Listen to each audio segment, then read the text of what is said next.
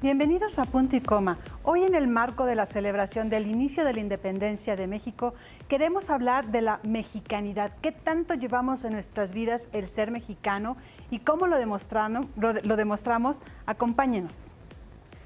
La mexicanidad tiene un significado muy amplio relacionado con la cultura mexicana que nos distingue e identifica del resto de los pueblos del mundo. Es una mezcla que va desde la música regional mexicana, la comida, los sonidos y las palabras.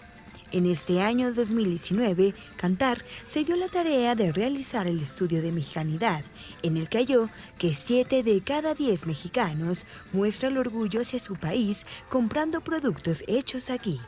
Además, la Agencia Global de Investigación de Mercados encontró que tradicionalmente los mexicanos nos hemos mostrado más afines a llevar un comportamiento apegado al deber ser. Además, de acuerdo con el estudio, el 72% dijo que se siente libre de formar su identidad y de ser quien sea quien quiera ser. Sorprendentemente, son las nuevas generaciones las que manifiestan mayor necesidad e interés por mantener vivas las tradiciones y reflotar el orgullo por mexicanidad, pero lo hacen de una manera no conservadora, sino reinventando la cultura.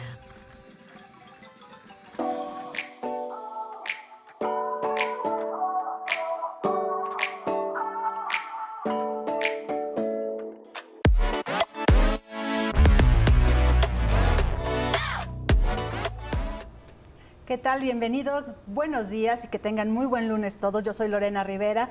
Estamos aquí en una emisión más de Punto y Coma y el día de hoy justamente vamos a hablar de la mexicanidad. ¿Qué es ser mexicano? ¿Cómo lo demostramos? Y además es como un significado muy amplio porque es una mezcla, no de una cultura, sino de varias culturas. Y eso es lo que nos da de alguna manera una identidad, pero también hay mucho más allá de lo que es ser mexicano. Y para ello queremos darle la bienvenida a Fernando Álvarez Curi. Él es vicepresidente de Kantar. Bienvenido. Un gusto, Lori. Muchas gracias. Y Ana Valdespino, directora de marketing de Latinoamérica Kantar. Mucho gusto. Qué bueno, pues ustedes hicieron un estudio sobre la mexicanidad 2019 y ahí arrojaron alrededor de 4 puntos importantes para poder desmenuzar. Y yo creo que hoy es un día importante justamente para ir viendo qué es lo que nos va haciendo ser mexicanos. ¿Cómo nace esta idea del estudio de mexicanidad 2019? Este es un estudio, Lore, que hemos venido haciendo durante años y hemos dado un seguimiento sobre todo para entender. Nuestra función es entender al consumidor y al consumidor no lo puedes entender fuera de su cultura. Entonces, de ahí el interés de entender quiénes somos y cómo nos manifestamos como mexicanos. Este año ha sido particularmente interesante en movimientos y de ahí es ese seguimiento, sobre todo en qué hemos cambiado. Este año es qué es diferente respecto al pasado. ¿Y qué encontraron en este estudio? ¿De qué manera somos diferentes en este año al año pasado o hace 2 años? Creo que un punto muy relevante es que los centennials están moviendo la aguja. O sea, muchas veces habíamos visto que estábamos como mucho más involucrados en valores mucho más tradicionales, ¿no? O con figuras tipo el mariachi, tacos, sombreros, etcétera. Ahora es una reinvención de la mexicanidad y los centennials son los que están haciendo eso. O sea, centennials hablamos de personas entre 9 y 24 años y están totalmente transformando las tradiciones. Desde cosas como muy básicas como esta marca que seguramente muchos de ustedes conocen de unas virgencitas, ¿no? Que van cambiando y ponen otros colores y la virgencita ya tiene como una sonrisa. Entonces son como esos valores y esos cambios que ellos están adoptando. Y no solo eso como en términos de marca, sino también, por ejemplo, no sé, en el sismo, ¿no? Que todo lo vimos hace unos 2 años, donde ellos, los centennials, fueron los primeros que empezaron en redes sociales, en primarias, secundarias, preparatorias, diciendo, aquí se necesita apoyo. Centennials, o sea, es la generación más joven que tenemos, que ya está pujando y que está moviendo las marcas, el consumo, las redes sociales. Están moviendo muchas cosas, pero adicional nosotros notamos cómo la sociedad realmente se empieza a girar. Nosotros identificamos como 3 grandes grupos, pensémoslo en valóricos. los valores grupales, los sociales, lo que está bien, el deber ser, los indulgentes, que es esta parte alegre, muy picaresca del mexicano, y la parte completamente discrecional. Que estas dos esferas, estas dos últimas, siempre se quedaban como en el ámbito de lo privado o de la tribu. El mexicano es un ser de tribus, no es un ser de grandes sociedades. Hemos visto sociedades muy conglomeradas como la China, pero el mexicano es de apoyo social, pero dentro de un núcleo mucho más pequeño. Y estos valores son los que empiezan a pujar por volverse grupales. De ahí los grandes cambios que estamos viendo. Y están derivados por los centennials y por toda la sociedad en su conjunto. ¿Y los millennials qué papel juegan en esta idea de qué es ser mexicano?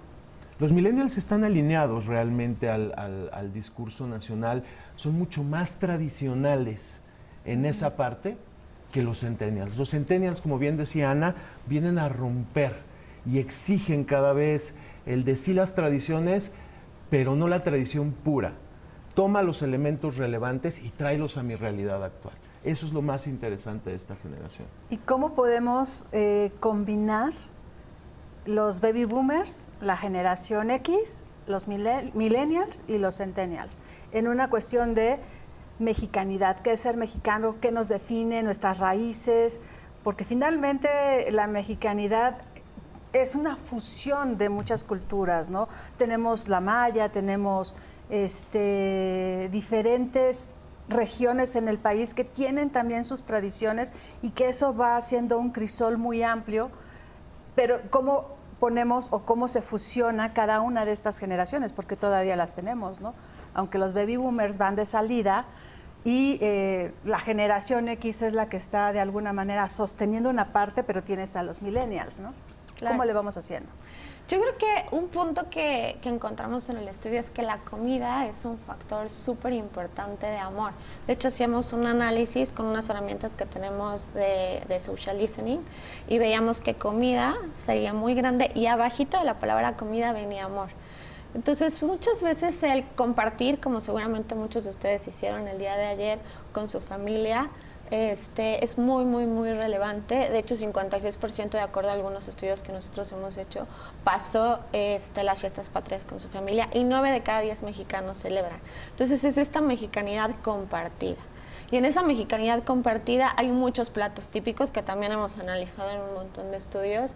Por ejemplo, el mole, ¿no? 56% come mole y el pozole también es uno de los platillos típicos. Entonces, es esa como conjunción de sí, como bien dice, los baby boomers traen la parte tradicional, pero hay millennials que tienen una parte como más de confrontación y los centennials que es totalmente como la resignificación de lo que significa ser mexicano.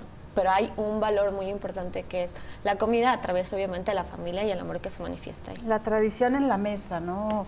Ver justamente el pozole, los chiles en nogada, que es la temporada, que es una fusión entre mexicana y española. Totalmente. ¿No? Y justamente las raíces españolas también están muy arraigadas en México porque pues, venimos de una mezcla, pues finalmente fue una conquista. Exacto. Y entonces es como que una licuadora de todas estas raíces, ¿no? que tenemos. Y se conjuntan, Lore. Lo interesante es que hay más factores que nos unen como mexicanos con toda esta diversidad que mencionas, que aquellos que nos llegan a dividir.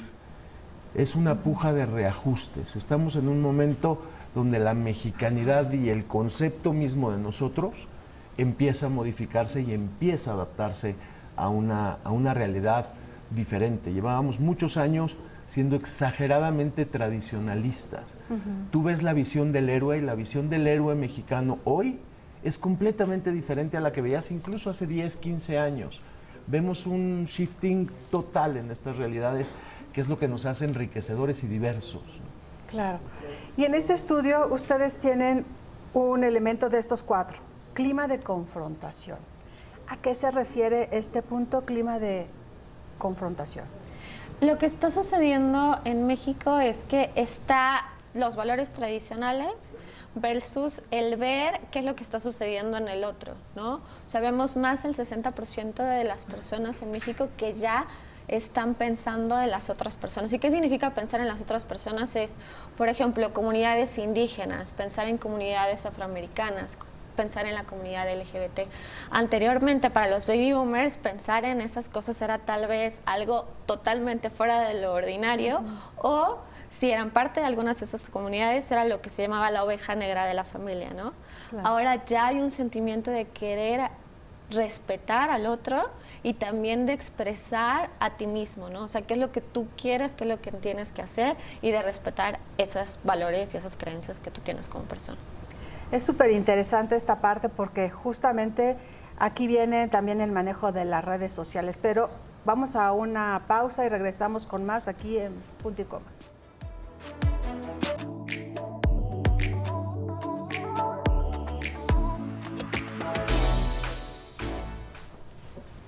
Ya estamos aquí de regreso en Punto y Coma, y de estos 4 fenómenos que encuentra el estudio de Mexicanidad 2019 de Kantar, estábamos hablando del clima de confrontación, y aquí es muy interesante porque cambiamos de régimen, cambió el partido en el gobierno, y eso también ha permeado muchísimo en la idea de lo que es ser mexicano, y en este clima de confrontación, que es uno de los elementos que toma este estudio.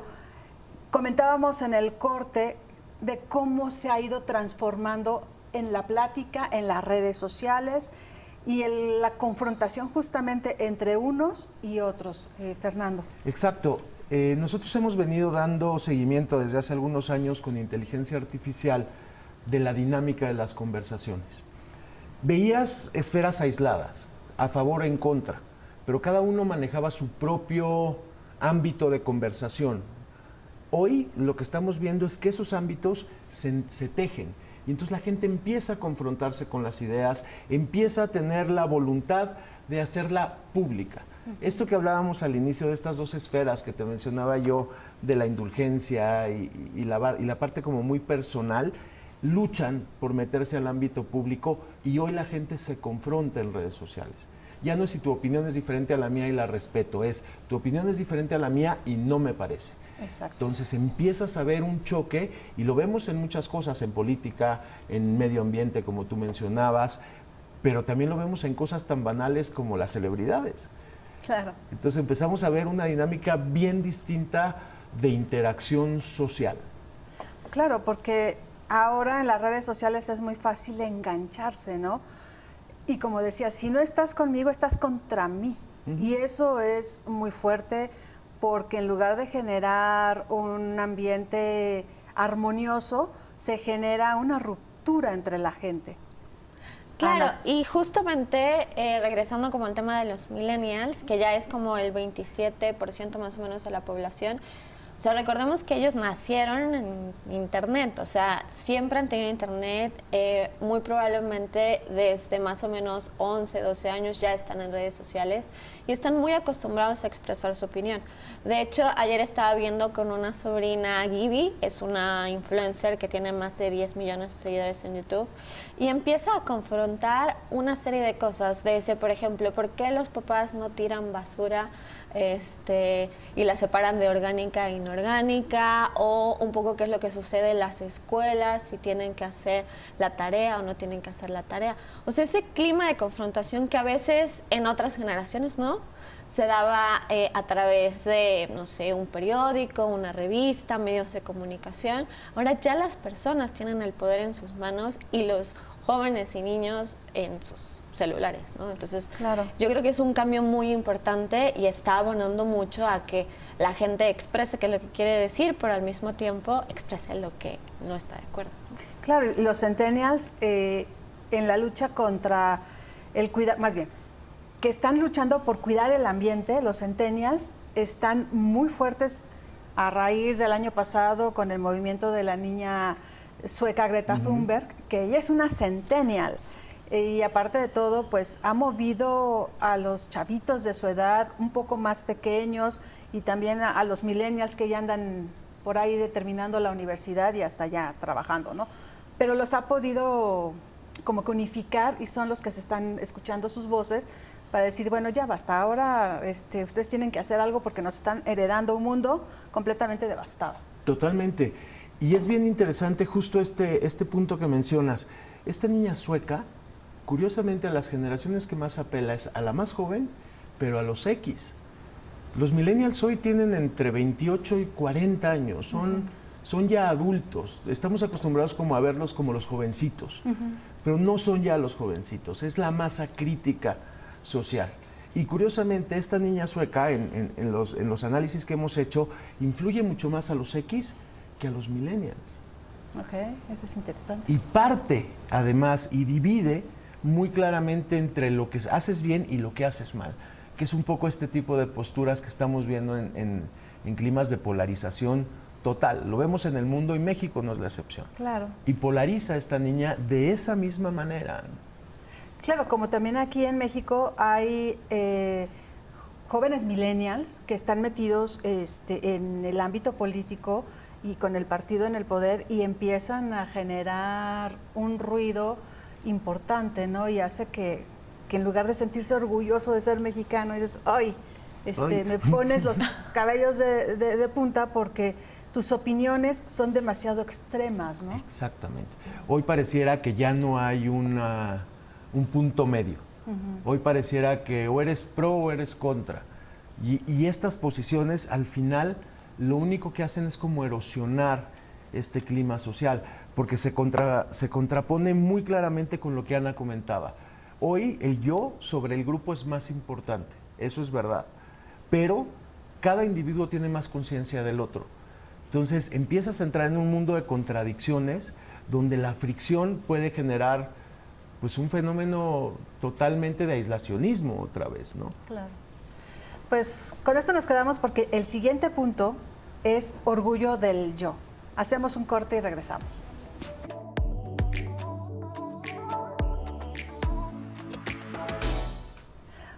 Ya estamos aquí de regreso. El siguiente punto, decíamos, era orgullo del yo. Los mexicanos cada vez tenemos más elementos de ser nosotros mismos a partir de nuestro entorno e ir formando el cómo quiero ser y qué quiero ser. ¿Es el deber ser o es el yo quiero ser? No, es justamente el yo quiero ser.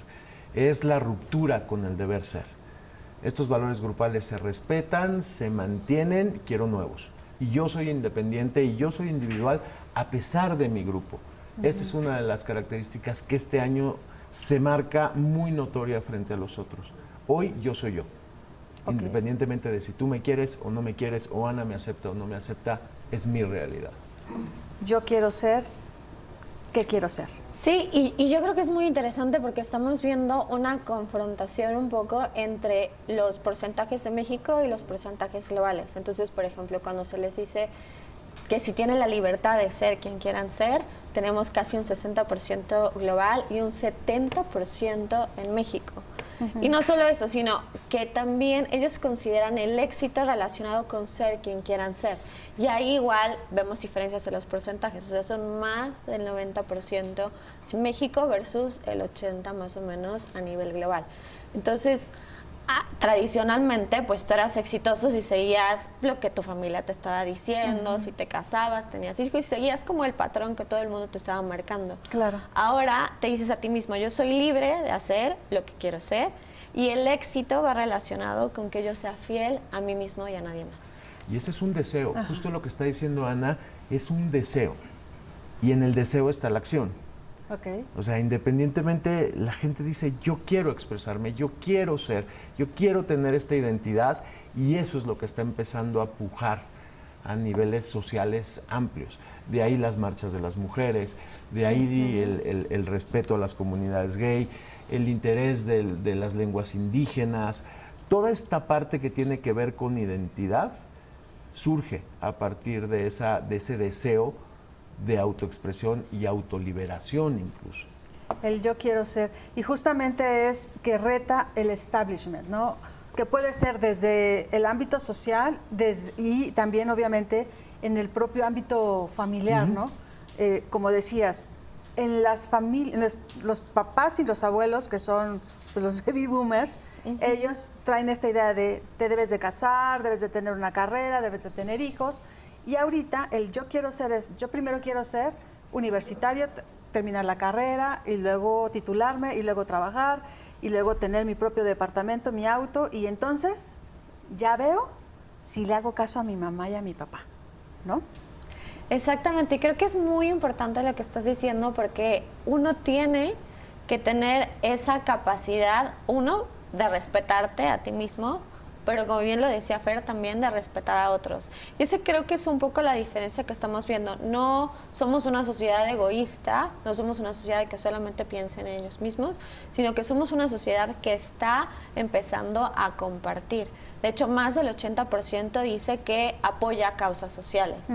Entonces, estamos sabidos de cambiar el país y estamos sabidos de buscar marcas y buscar opciones de vida que nos ayuden a lograr este cambio. Claro, ¿no? Porque, por ejemplo, en la marcha de las mujeres contra la violencia, que pues dañaron de alguna manera el Ángel de la Independencia y se hicieron dos grupos. Los que se fueron en contra de ellas por dañar, por pintarrajear, y el otro es, finalmente es una cosa, pero ¿cómo le regresas la vida a una mujer que fue violentada, fue asesinada y que el ángel finalmente ahí está, pero esa familia y esa mujer ya no está? ¿Cómo la regresamos? Exacto. Entonces, ahí es justamente el apoyo por un lado, pero la confrontación por el otro. La confrontación, el apoyo, pero además la falta de discurso. Yo creo que eso es una parte bien importante. Las dos posturas, si las ves aisladas, pareciera que tienen un punto de razón. El problema es no encontrar el punto de acuerdo donde esas posturas tan contrarias puedan llegar a convivir sanamente y a decir, así es. Entonces entramos en un yo soy importante, reconozco a los grupos minoritarios, por supuesto que los reconozco, y reconozco minoritarios, a las mujeres y reconozco a la comunidad LGTB, y reconozco a las comunidades indígenas, y reconozco a los afromexicanos, reconozco a todos, pero en este reconocimiento no está el acuerdo. Y creo que ese es uno de los puntos importantes que como sociedad tenemos que trabajar hacia futuro. Está perfecto poder confrontarnos, pero tenemos que encontrar ese lugar común donde todos podamos tener una conversación con puntos de vista diferentes. Claro. Y entonces ahí entraríamos al tercer punto, que es la relación con el otro. Exactamente. Hacemos una pausa y regresamos con ese punto.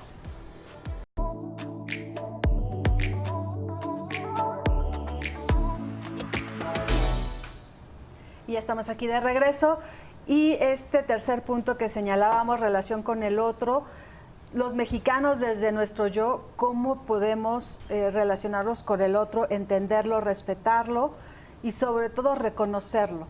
Ahí ese punto, por ejemplo, ¿qué es lo que le da sustento? Le da mucho sustento la parte de los fenómenos que han sucedido, de gente ajena a causas que se agrega a estas causas. Y no se agrega desde el punto de abanderar, sino desde el punto realmente de decir, yo estoy de acuerdo con eso, tú tienes derecho, es tu oportunidad, es tu momento. Y ahí es donde le das un lugar al otro independientemente de tu postura personal. Ahí, por ejemplo, Ana, podemos decir que es este empuje de empoderar a las mujeres, romper el famoso techo de cristal. Sí, y yo creo que es muy interesante lo que estamos viendo porque tradicionalmente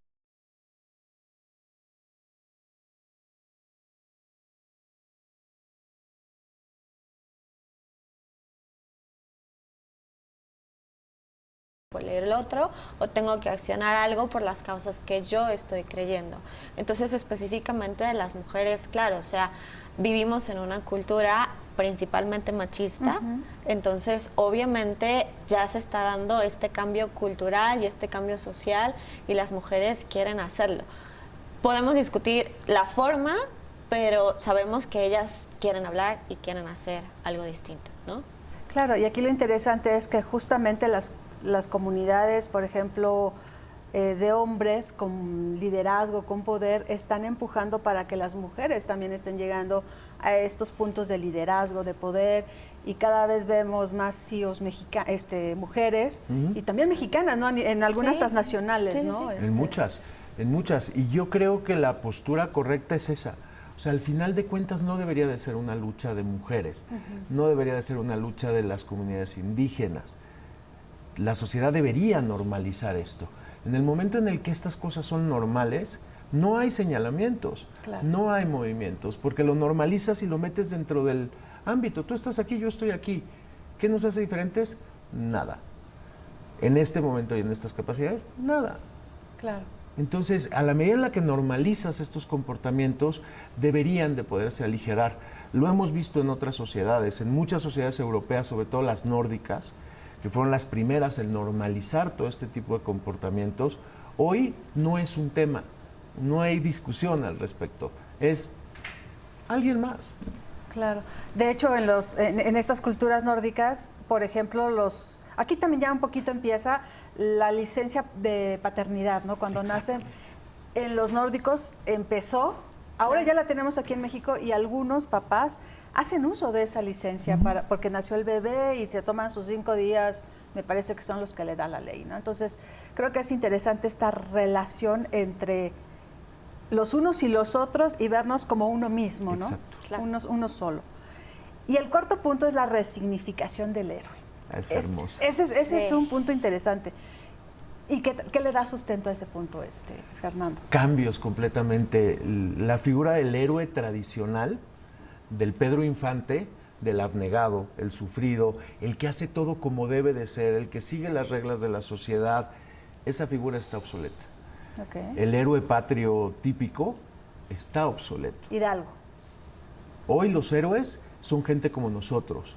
Es el que se involucra, el que actúa socialmente y el que habla como yo. Claro. Y se te podrán venir a la mente un montón de figuras Sí, claro. Sí, alrededor de esto.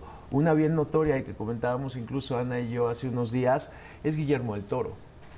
Tú ves la historia de los 3 cineastas y tienen sus momentos más importantes de notoriedad en las películas, salvo Guillermo del Toro, que se involucró socialmente, que se involucró en las causas de las Olimpiadas de Matemáticas, que habló a favor de las mujeres, que habló a favor de ciertos grupos, y eso se convierte en un héroe importantísimo hoy para la sociedad. Cambia el significado completamente de lo que es ser un héroe. Claro, porque finalmente Guillermo del Toro pues apoyó a unos chavitos que estaban ahí atorados para irse a las Olimpiadas y la gente en redes sociales también empezó a decir, ay, ojalá que tuviéramos más Guillermos del Toro en este país para muchas carencias. Pero hay otro héroe también y que es importante señalarlo porque así lo visualiza mucha gente y es el propio presidente de la República, Andrés Manuel López Obrador, se volvió un nuevo héroe. Y ayer lo vimos en el grito. Un grito muy tranquilo, sin abucheos, sin las lucecitas estas de láser verdes que molestaron en su momento a Calderón cuando dio también un grito, ¿no? Entonces, creo que sí, mucha gente lo ve como el héroe que necesita el país desde su microuniverso, ¿no? Es que es eso, desde tu propia perspectiva, sí es ese héroe, es cercano, es cálido y además es un presidente que ha roto todos los protocolos posibles del universo. Y ayer lo vimos, ¿no? La entrada de la bandera antes que él, todas estas cosas que son protocolarias y que nos han distinguido durante años, este tipo de héroes rompen con eso, rompen su esfera de actuación tradicional y se meten a un entorno completamente distinto. Claro. Y otro mexicano que pudiéramos tener como esa idea de es nuestro nuevo héroe, además de Del Toro, de López Obrador, Salma Hayek. Salma Hayek un poco más desdibujada dentro de esta visión, pero Yalitza Aparicio, Yalitza. por ejemplo, es una de nosotros. Okay. Es una más de nosotros. O el bailarín, Isaacs, que también es uno de nosotros. Es un chavo esforzado que salió básicamente casi de la nada, luchó, creció y además hace un montón de labor social, pone el nombre de México en alto. Otra vez la cercanía, la proximidad, más que la idealización hacia el cielo, es la tierra conmigo, ¿no?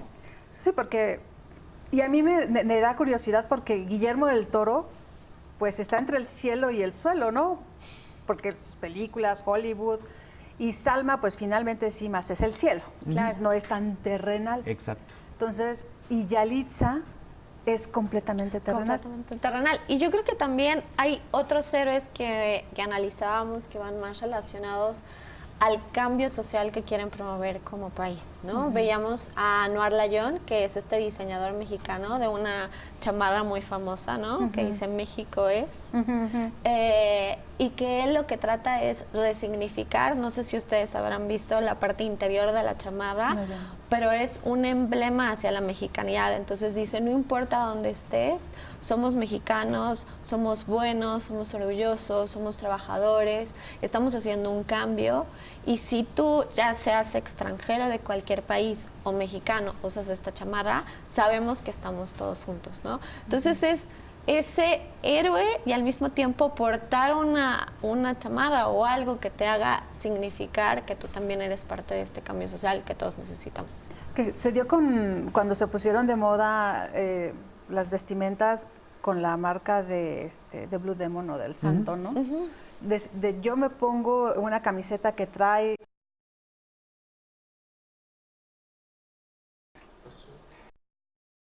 Sí y no. Es que se asocia, es un valor asociado con la mexicanidad, pero eso es Ok.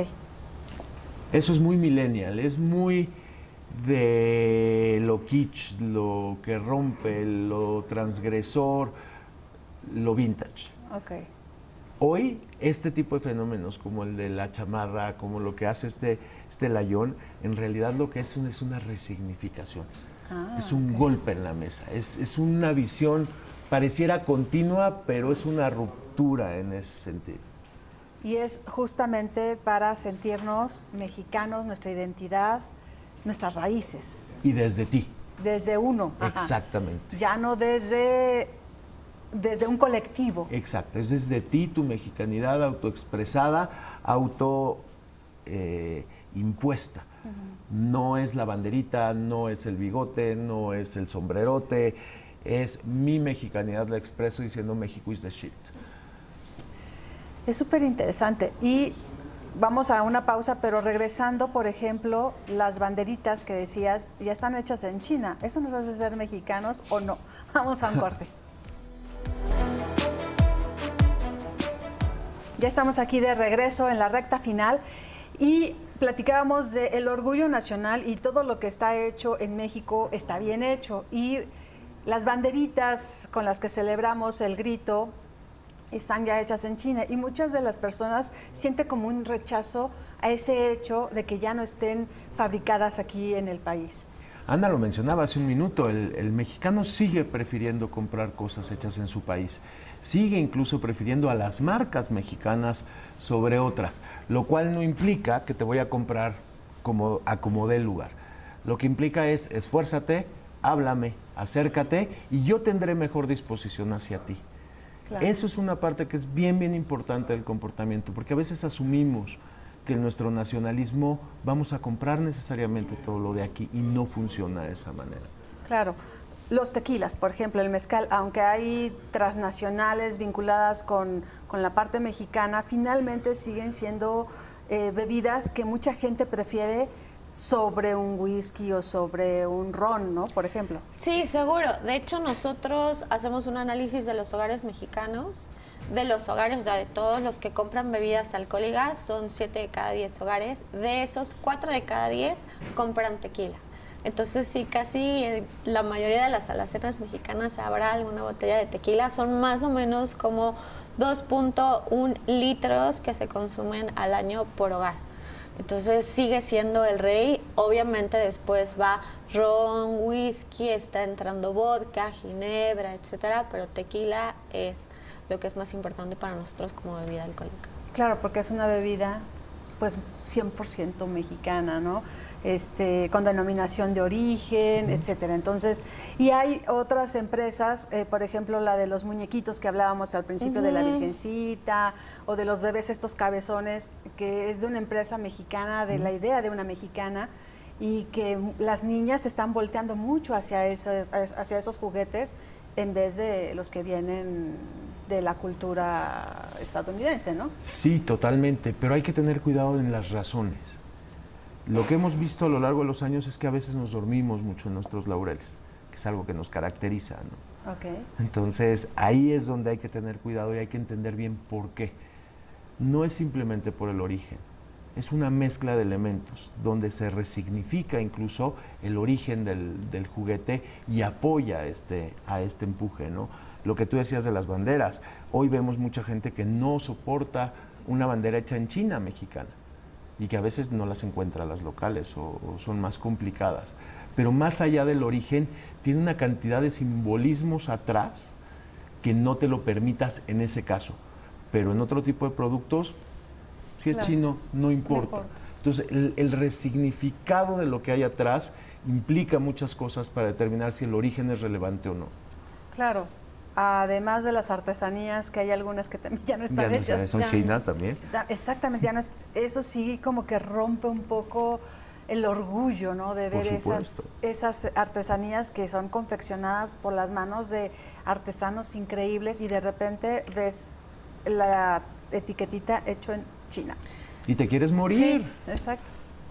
Sí, yo creo que es muy importante tomar en cuenta que la mexicanidad, como bien lo dice Fer, va relacionada así, obviamente, el origen de los productos, pero bueno, hay veces que tienes que comprar productos de otra marca que no sea mexicana.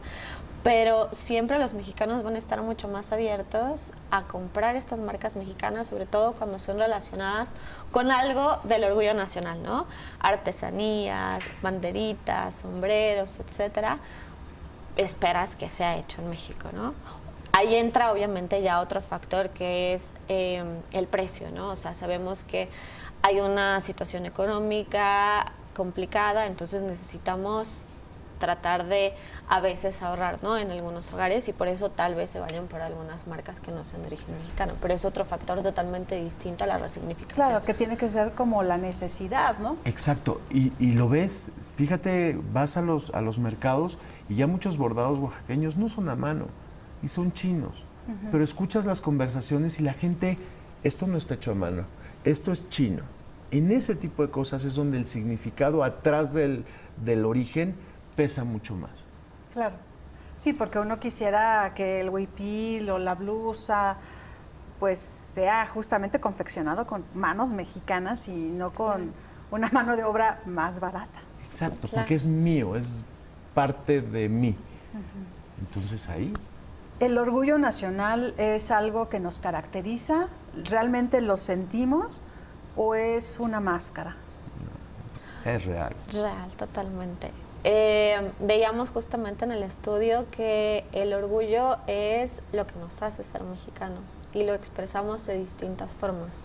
Entonces, no es una máscara, es algo que nosotros tratamos de mostrarle a los demás, ¿no? Y lo vimos el día de ayer en las innumerables reuniones a las que seguramente asistieron todos ustedes, donde no falta como algún elemento de mexicanidad y de mostrar. Lo vemos también en partidos de fútbol. Siempre está algún elemento, bandera, la playera, etcétera, ¿no? Entonces, somos orgullosos de ser mexicanos y lo mostramos hacia el mundo. Claro, ¿no?